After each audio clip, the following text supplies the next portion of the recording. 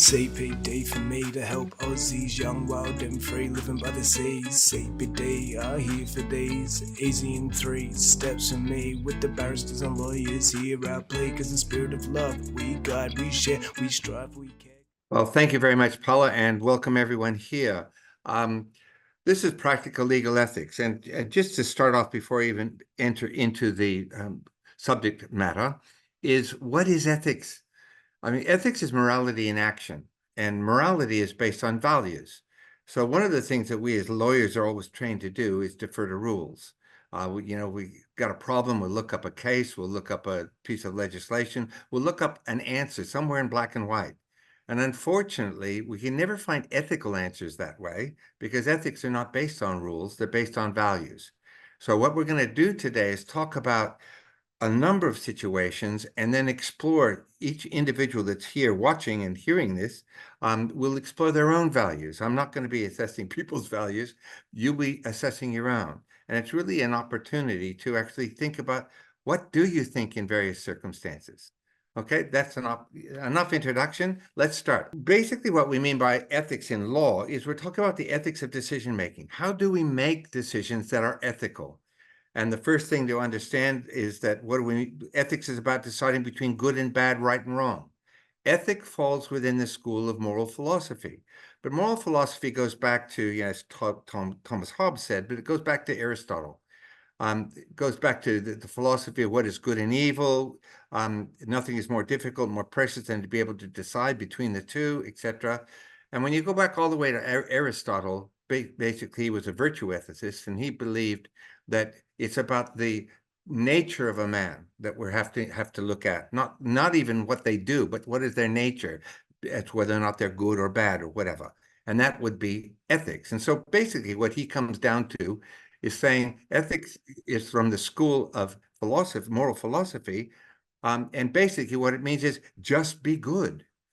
But there's a problem with that, because just telling people to be good in a pluralist society is very tricky because we don't have agreement upon what is good. My experience both as a regulator and an educator is we don't know what good is.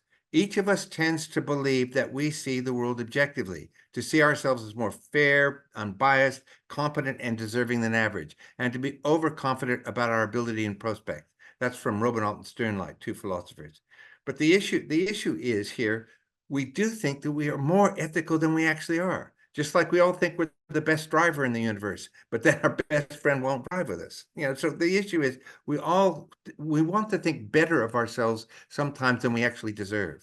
We want to be liked, we want to be appreciated, we want to be known, we want to be seen as being ethical. Unfortunately, we use our own rationalizations and biases to hide things from ourselves. So again, in a pluralist society, good is very difficult to define. What we might call nepotism, other countries might call family responsibility. It's important to hire your children or your relatives because at least you can trust them. What we call corruption, other countries call the way of doing business. So it's about different approaches to things. So ethics is contextual. And self-interest in our society tends to trump ethical principles when principles conflict with practical reality.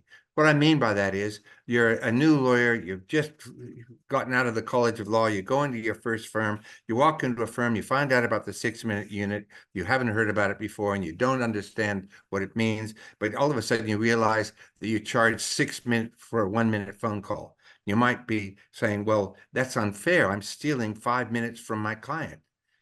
But, that might be your principles, but your practical reality is you need to get 6 hours of billable hours a day. And so your principles tend to shift very quickly when practical reality interferes.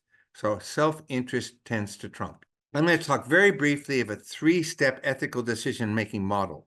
The last time I did this program, some people asked me for what sort of a model can we use? How do we make ethical decisions? So here we go.